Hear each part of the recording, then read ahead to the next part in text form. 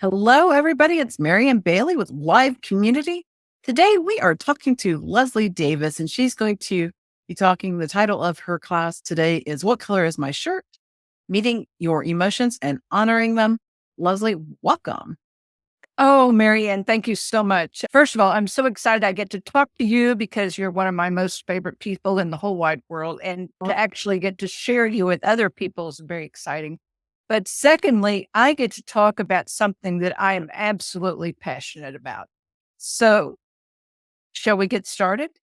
Absolutely. By the way, you're one of my favorite people as well. So the feeling is thank mutual. you so much. Thank you so much. Now, those of you who are listening, watching, you're probably wondering, what in the heck does the color of a shirt have to do with anything? Let me just tell you a little bit of a story. A while back, I was among some people that I thought knew what was going on, and they were in tune with the world and in tune with their emotions and all of that kind of stuff. And I was wearing one of my favorite color pink shirts. It was fuchsia pink. And I said to them, "Don't you like my pink shirt?" And they looked at me like, "What are you talking about?" And I said, "Yeah, don't you like my pink shirt?" And they said, "Well, that's not pink, that's blue." I was like, "Oh, okay." And because these were people that I know and trust, I believed that they knew better than I did, better than what my body was telling me, that my shirt was blue. So then we fast forward through some time, and I'm around some people who are emotionally healthy, in tune with their healthy emotions and aware of their feelings. And I said to them, "Don't you like my blue shirt?"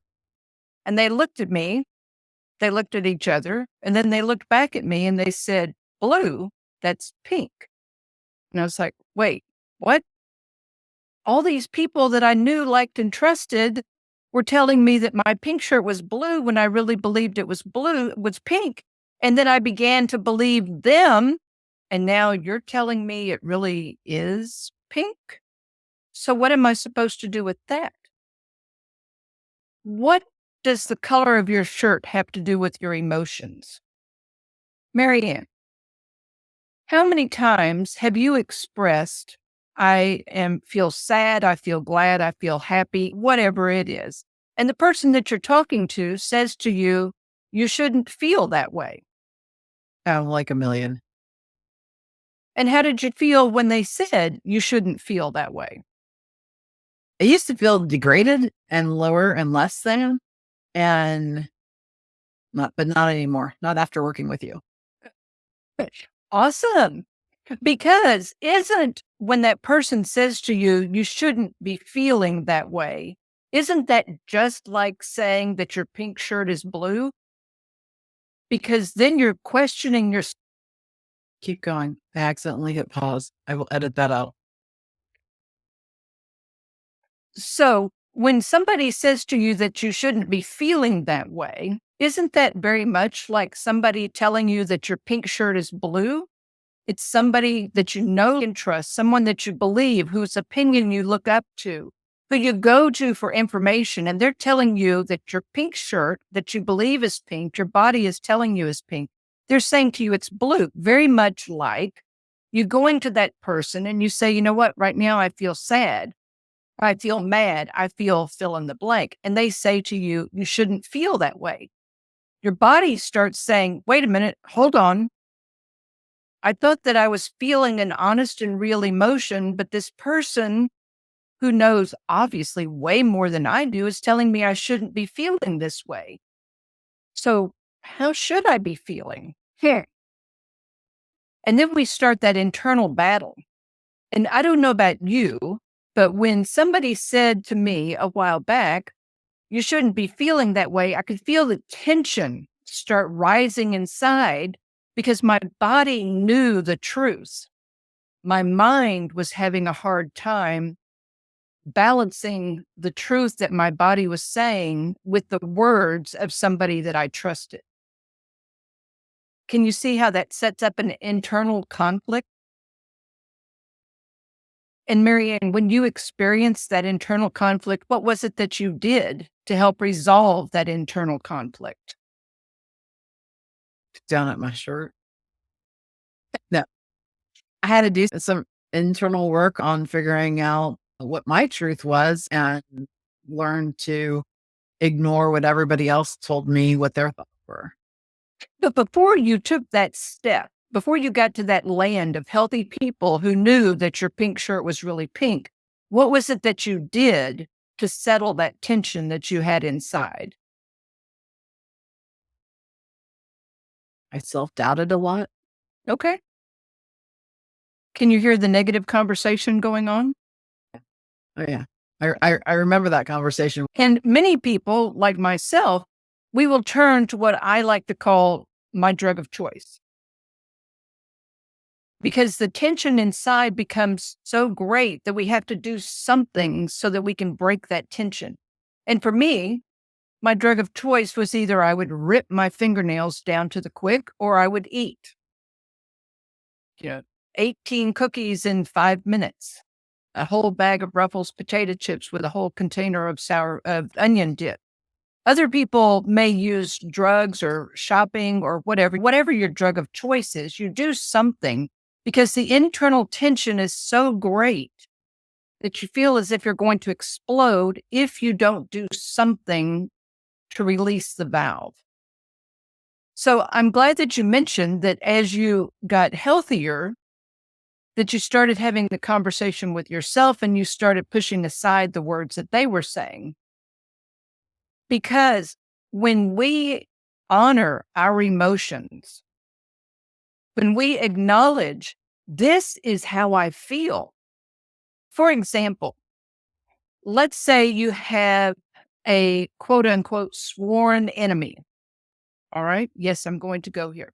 You have a quote unquote sworn enemy and something terrible happens to them. For example, they had an amazing car that they just were totally in love with, and a storm came through and a big tree fell down on their car that they were so in love with and got smashed.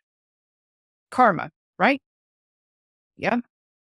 How would you feel if that karma happened to that person that was your sworn enemy? Be honest. Oh, me? Yeah. The old me would have been really like, yes, finally. The new me would be like, I don't wish ill on anybody or bad things to happen. And so the new me would be like, what a waste of a good car. But also that person now has insurance to deal with and all that other stuff. So it's dramatically changed over the last couple of years of how I would look at that. But your first reaction was karma, right? Yeah. Yeah. And you know what? That is okay. That because what we feel is what we feel. And if we feel in those moments when our sworn enemy has something terrible happen to them, if we feel that's karma, that is okay. Now, yes, we can take a step back and say, you know what? I really don't wish ill on anybody. I don't want anything bad to happen to anybody. But let's be honest, because when we start lying to ourselves, that's when that tension inside builds. And that's when we start going to our drug of choice. I asked that question to give you this point. Your feelings, regardless of what they are, your feelings. Nobody else gets a vote. So you do not have any bad feelings, as in you should not be thinking that way. You only have feelings. Now, let's not put any qualifiers on them. They simply are feelings, and how you feel is how you feel, and nobody else gets a vote. The other thing is, oftentimes somebody will say, you shouldn't, and then complete the sentence. I'm on a one-person campaign. I would love for other people to join me. I'm on a one-person campaign to remove the word should from the dictionary. Because to me, when we start throwing out the word should, it carries with it the heavy weight of shame. And so many of us, especially if we have been told we shouldn't be feeling that way, we feel ashamed of our feelings. And I don't know about you, but I could do shame with one hand tied behind my back and blindfolded. I was very comfortable with shame. Not anymore. I don't want to be there anymore. When somebody says to you, you shouldn't be feeling that way, what can you do? The first thing you can do is you can say to yourself, this person is in that crazy land where they don't know the difference between pink and blue. That's the first thing you can say to yourself. The second thing that you can do is simply smile, walk away, and say to yourself, my feelings are my feelings, and you don't get a vote. And how would that feel? Good. Can you expand on that beyond good? Empowering. It would make me feel like I was reclaiming my power and my emotions and valuing them. And valuing them. Can you hear, can you feel your body relaxing as you talk about reclaiming your emotions and feeling empowered? And how is that? Good. This is not therapy, Leslie. This is your class. I understand, but you are my only subject right here until we get some other people in here. So we circle around to why do we want to be naming our emotions in the first place? The reason that we want to be naming our emotions is that's how we communicate with ourselves. If we are denying what we are feeling, if we are believing that our shirt is blue instead of being really pink, then we're denying what we really feel. And what that does is it sets up conflict inside and the tension starts rising. And we have to do something so that we can resolve that tension. And oftentimes it's either that we explode. You've heard the straw that broke the camel's back, how one little teeny tiny thing can release this huge outpouring of temper tantrums, or we do something that inflicts more pain on ourselves so that we go down that road of shame because shame is comfortable. We can do shame.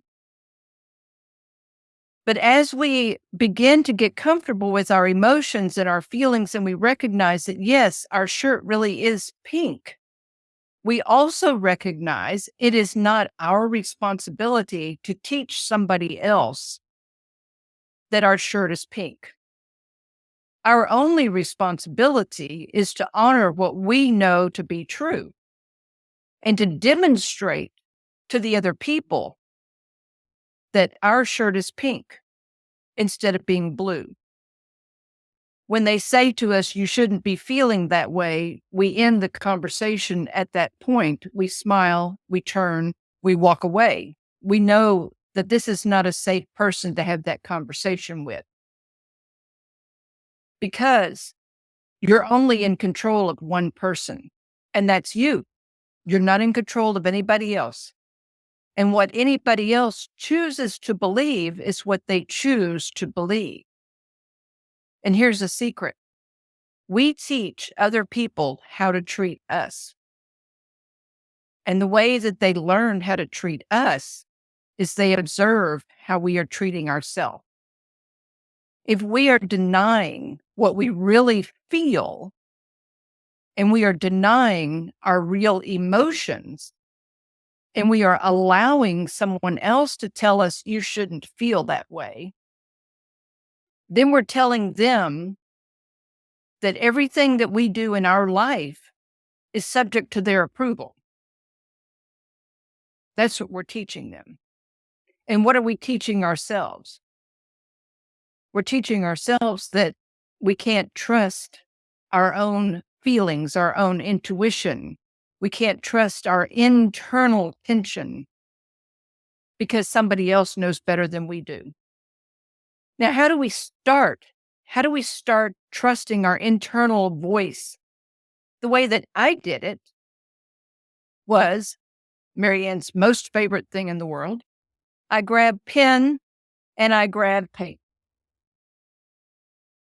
And I start having a written conversation with myself. What is it that you're feeling right now? What is really going on? And yes, I'll write that question down. What is really, there you go. What is really going on? And then I'll listen. And yes, I write both sides of the conversation. Yes, I write the questions that I ask myself. And yes, I write the answers down. Right now, what's really going on is I'm a little bit frustrated because I've got all these things that I want to get done, and nobody is helping me with these things. And I can feel that tension building up inside. And you know what? If I'm really honest with myself, I can remember that time back when I was a kid, and I felt as if I was responsible for all of these people and nobody was helping me. And I got confused as to whether I was a kid or an adult. And then I continue having that conversation until I feel as if I've gotten that whole conversation out. And what I've done is I've honored my emotions. I've listened to myself. And not only that, but I have discovered where in my past this feeling is really coming from. Because events that happen in our past are repeated in our present. And unless we acknowledge them and we honor them and we honor what we were feeling back there, the same thing is going to happen in our future. Instead of being able to step into a future knowing that your pink shirt really is pink. Now let's talk about just one more thing real quick. Marianne, how many times have you said, so and so made me fill in the blank? Probably more times than I can remember. Now, if you're being really honest with yourself, did they really make you feel whatever it was? I would say, because you said made me, and I was thinking that they made me feel more than they ever made me do something. No, they didn't make me. That was strictly a conversation in my own head. Okay, fair. But we do make that expression, don't we? A lot. Yeah. So and so made me mad. So and so made me angry. So and so made me sad. We even say so and so made me happy. I want you to start rephrasing that sentence. When this happened, or when somebody did this, I felt fill in the blank. When the guy who was mowing picked up a rock and flung it through the window and shattered the window, and then knocked off my favorite figurine, I felt sad and angry at the same time. Instead of saying, when all of that happened, he made me sad and angry. We want to keep our power. We want to maintain our power. If somebody says something hurtful to you, he made me mad when he said that I was uglier, fill in the blank.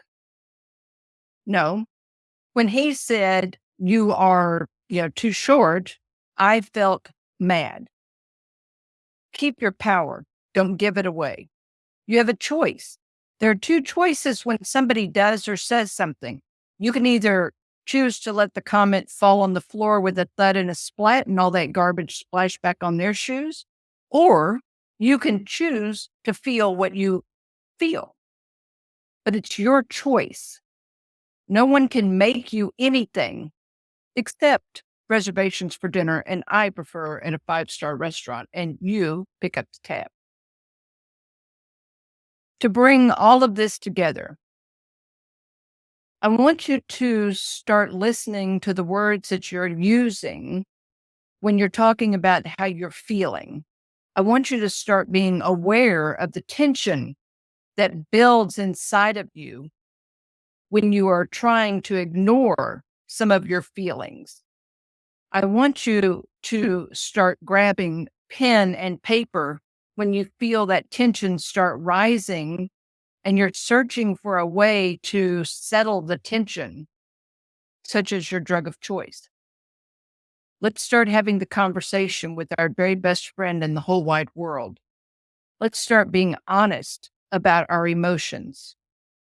Because remember, what you feel is what you feel, and nobody else gets a vote. And yes, your pink shirt is absolutely amazing. Thank you. Now, if I knew we were going to be talking about pink shirts today, I would have definitely worn a pink shirt. So, because neither one of us are wearing a pink shirt, but it's all good. Leslie, thank you for sharing your information today, and your knowledge is invaluable as always. And we definitely appreciate it here at Live Community. We look forward to having you on more and more, hopefully. I think we've got you scheduled in 2 weeks. I believe so. Okay. And then tomorrow, guys, tomorrow wraps up launch week number 2 for us, like grand opening. And tomorrow at 1:00 Eastern time, we have Sassy Glamla. She's going to be teaching women over the age of 50, I guess, or men, how to do their makeup, which is exciting. She is just full of vigor and excitement, and she's beautiful and wonderful as well. And then at 4:00, we're going to be learning about wine and wine tastings. I don't think tomorrow's a wine tasting day, but we're going to be telling you what to have on hand for the following week if you want to participate in a wine tasting as well as that. So on Fridays at 4:00, it's going to be happy hour. That's really exciting as well. And consider joining Live Community. It's going to be full of all kinds of programming and events and different chat options. I've got a platform lined up that I'm hoping that we're going to move over to that will make things so simple that you just would be part of the whole program. It'll be really amazing. Feel free to reach out to me, ask questions if you're interested in teaching classes or just sponsoring classes or anything like that. Just come be part of it. It's going to be exciting. It's going to be fun. It's going to be big.